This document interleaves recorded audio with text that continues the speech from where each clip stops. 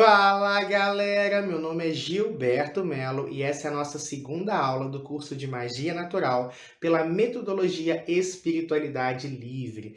Seja muito bem-vindo aí a mais essa aula do nosso curso, agora profundamente, falando de magia. A primeira aula foi só mais introdutória. Aqui eu vou abrir um parêntese. Eu sei que a gente tem uma vida muito corrida e muitos de nós assistem às aulas enquanto faz uma outra atividade. Essa aula em particular, eu gostaria que você se atencionasse bastante a ela. Então, caso você esteja fazendo uma outra atividade, termine essa outra atividade e assiste essa aula com um pouquinho mais de atenção. Isso acontece por causa do tema dessa aula. Hoje nós vamos conceituar magia e essa temática ela vai te acompanhar durante todo o curso. É uma aula que vai reverberar em todo o conteúdo que for aplicado daqui para frente. Por isso que você precisa estar bastante atento, porque é disso que o curso se trata, tá bom? Hoje a gente vai conceituar magia. E magia é um processo muito amplo, tá? Por isso que eu vou precisar me estender um pouquinho nessa aula, mas vai valer a pena, prometo, tá bom? Começando então, explicando que magia não é uma religião, tá? Muitas pessoas, por carinho, por afinidade, pode-se dizer que a magia é a religião delas. E não tá errado não, tá, gente? A gente vai entender com o tempo que a bruxa é livre para fazer o que ela quiser. Então, se ela disser que magia é religião, é a religião dela, beleza, magia é a religião dela. Ela é livre, ela pode conceituar isso. Porém, quando a gente pega de maneira mais formal, magia não é uma religião. Magia é um estilo de vida. É como dizer, por exemplo, que o veganismo ou o vegetarianismo é uma religião. Não é, é um estilo de vida, tá? Então a magia é a mesma coisa. Tanto que existem bruxos, bruxas, magos, magas que são católicos, que são umbandistas, que não têm uma religião definida. Então, a magia ela não pode ser uma religião se aquela pessoa que pratica ela está inserida em outra religião. Consegue entender? Não dá para ter duas religiões.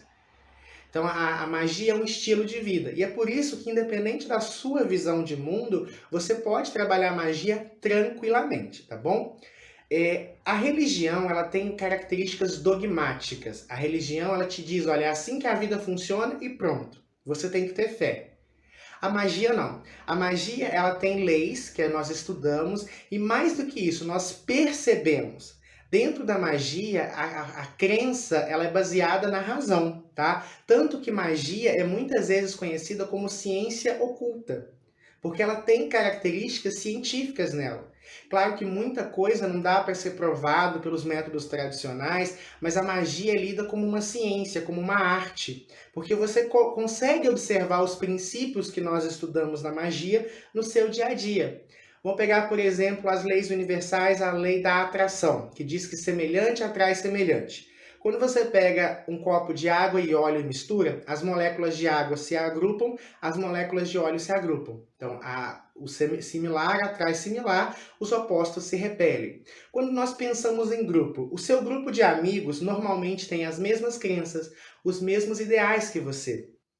Então, consegue entender que a sociedade se estrutura em grupos? Religiosos evangélicos se reúnem com religiosos evangélicos. Pessoas que têm fetiches se juntam com pessoas que têm fetiches parecidos. Então, a lei da atração ela é provada, a gente consegue enxergar ela. Magia é isso. Consegue perceber? É essa observância e o uso disso no dia a dia. Então, você, independente da sua religião, você pode continuar acompanhando a sua religião e praticar a magia. É claro que algumas religiões, elas têm dentro do seu dogmatismo a ideia de que magia, bruxaria é errado. E aí é você que vai ter que resolver esse conflito interno aí. Vai chegar um momento que você pode ser que se sinta mal e acabe saindo daquela religião, ou consiga simplesmente adequar e entender que aquilo ali talvez não seja tão útil para você, mas que o restante da religião te faz bem. Então, existe sim bruxas que são cristãs. É uma polêmica muito grande no mundo mágico, né? Se existem bruxas cristãs. É claro que existem. tá? Como existem bruxas umbandistas, como existem bruxas que não têm tanta religiosidade assim, como existem bruxas que são budistas. Então, assim, isso não é uma questão em si, tá? Então, a bruxaria, a magia é um estilo de vida, é uma forma de enxergar a vida, tá? E não necessariamente uma religião. Porém, a pessoa pode sim, individualmente, considerar a bruxaria, a magia, a sua religião. E tá tudo bem também, tá? Ela vai viver de acordo com as práticas da natureza. Inclusive, a gente vai ter uma aula sobre a história da magia, mas a magia é considerada a primeira religião do mundo. Todas as religiões dentro dessa corrente de pensamento seriam desdobramentos da magia, porque a magia é o contato com a espiritualidade. E antes das religiões se estruturarem, né, do jeito que é hoje, essas religiões elas tiveram uma origem em comum, que seriam essas práticas primitivas, né, que seriam essas práticas religiosas. Então é importante a gente ter essa visão de mundo, tá? De que não necessariamente ter uma religião faz mal em ser mago ou bruxa, e não necessariamente ser bruxo e mago te impeça de ter uma religião, tá? É importante vocês entenderem isso. Outro ponto que tem que ficar muito claro também quando a gente conversa sobre o que é magia é justamente o quão amplo é a magia. Então, por exemplo, quando você faz uma promessa para um santo, para uma divindade, você está fazendo magia. Quando você fica vibrando positivo, esperando ali a resposta de um emprego ou de um concurso, esse vibrar intencional é magia. Quando você, por exemplo, usa um chazinho para aliviar uma dor de cabeça ou algum sintoma, né? Você está fazendo magia. Quando você abençoa alguém, por exemplo, quando algum familiar, né? Eu sei que esse hábito tem se perdido com o tempo, mas, por exemplo, quando você pede bênção ao seu tio, ou quando você abençoa o seu filho, o seu afilhado, né? Esse ato de abençoar é um ato mágico. Quando você acende uma vela para o seu anjo de guarda, quando você faz um pedido ao soprar o bolo, né, no seu aniversário, quando você, por exemplo, no ano novo faz ali as simpatias na virada do ano, ou as metas, né, para o próximo ano, tudo isso é magia. Tá? Por mais diversos que sejam. Existem vários sistemas, né, mágicos, a gente vai conhecer alguns deles no decorrer do curso, mas basicamente todos esses atos que eu enumerei e todos, né, dentro dessa mesma linha é magia. Tanto que apesar de muitas religiões, né, dizerem que a magia é errado, que a magia é do mal, elas têm atos mágicos dentro da sua prática religiosa.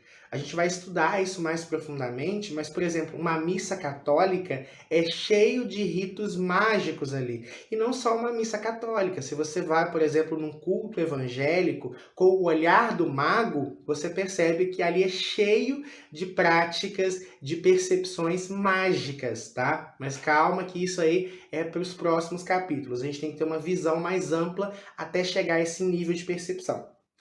A magia, então, ela pode ser conceituada da seguinte forma: capacidade de alterar a realidade de acordo com a nossa vontade, usando para isso o nosso conhecimento. Isso é o conceito de magia. A magia ela sempre está associada a essa ideia de moldar, de mudar, de transmutar. Tanto que a palavra Wicca, né, que é um termo muito usual para magia natural, principalmente, né, nesse novo renascimento da deusa, como a gente fala, a partir dos anos 50, ela significa algo como moldar, transmutar. A cor violeta, por exemplo, é a cor associada à magia, porque é a cor da transmutação. A magia ela tem esse viés de mudar. Você sempre vai usar a magia para mudar alguma coisa, para transmutar alguma coisa, para melhorar alguma coisa. E isso fica muito evidente, né, quando a gente para pensar. Por exemplo, vou pegar os exemplos que eu já usei na nossa aula. Quando você vibra um pensamento positivo para conseguir aquela resposta positiva. Você quer a resposta, então você está vibrando, ajudando, querendo que o universo traga aquela resposta positiva, que aquilo vai ter um impacto positivo na sua vida. Quando você toma um banho de ervas, né, tá sentindo muito pesado, desvitalizado, sem energia, você vai lá e toma um banho de ervas. É que você está querendo mudar aquele sintoma que você está sentindo, mudar o estado energético que você se encontra. Quando você faz uma promessa, né, para um santo, para uma divindade, você está querendo alguma coisa, ou seja, você está querendo mudar. Então, magia está muito associada a mudanças e transmutações. Só que isso é uma coisa natural, tanto que é muito ligado a transmutações, que, por exemplo, Oberon, que é um escritor americano, ele diz que a magia surge junto com o fogo, porque o fogo deu uma capacidade de transmutação tão grande para o homem, né, que permitiu todo o avanço tecnológico que a gente tem hoje. Se a humanidade não tivesse descoberto o fogo, nós não teríamos as cidades, os aviões, tudo que a gente tem hoje em dia, tá? Então, essa coisa de transmutar está muito associada à magia. Só que, para isso, você precisa de duas coisas: vontade e conhecimento. Guardem essas duas expressões. Você muda a sua vida com vontade e conhecimento. A vontade que a gente fala aqui é porque, dentro da magia, a mente tem muito poder e, principalmente, a sua força. Você carrega uma potência divina dentro de você. E a gente vai conversar sobre isso numa aula específica. Mas a ideia principal é que o ser humano ele é como um sol. Ele carrega uma potência divina tão grande, só que essa potência ela precisa ser direcionada. Adianta, por exemplo, eu acender uma lâmpada num quarto que não tenha ninguém? Não vai, a lâmpada vai iluminar, mas não vai ter utilidade. Então, muitas vezes, nós temos essa potência, né? Sempre, aliás, nós temos essa potência, mas raramente usamos essa potência, né, em favor das pessoas ao nosso redor. Olha que coisa interessante, né? Então a magia, ela é ela demanda essa vontade, por quê? Porque você precisa colocar essa força divina que você tem em ação, né? Lembra ali do oração? Orar, né? Conectou ali com a divindade, mas colocou aquilo em ação. Você precisa colocar essa ação em movimento. E qual que é a diferença de vontade e desejo? Desejo dá e passa, vontade permanece. Então, por exemplo, não adianta você querer uma coisa na sua vida e assim, eu quero, mas amanhã eu quero outra coisa, depois amanhã eu quero outra coisa. Não, você tem que querer e permanecer. Inclusive, dentro da magia, a gente nunca recomenda que a pessoa faça 1000 rituais para coisas diferentes. Que ela concentre a energia dela para resolver ponto a ponto. Porque senão ela quebra essa força de vontade que ela precisa para que a magia funcione. Então você precisa querer, mas é um querer assim que é vontade, não é desejo que dá e passa, não.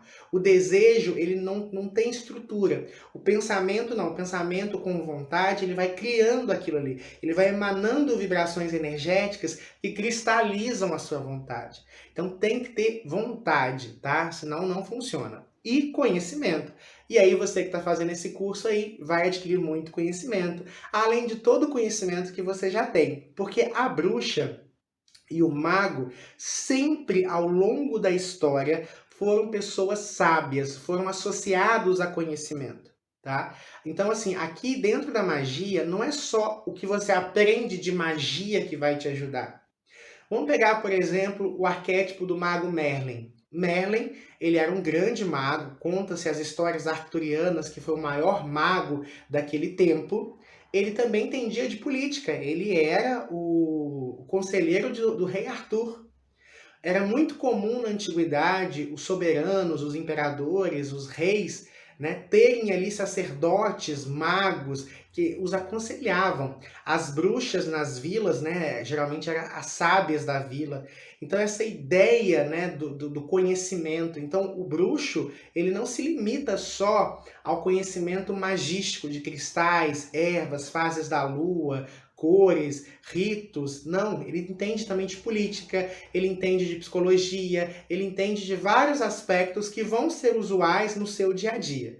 Então não existe bruxa que não gosta de estudar, não existe bruxa que não gosta de aprender. É claro que esse estudar e aprender é relativo. Tem bruxas que não gostam muito de ler livros, e elas gostam mais de aprender, por exemplo, assistindo vídeos, ou conversando, ou testando na prática as coisas.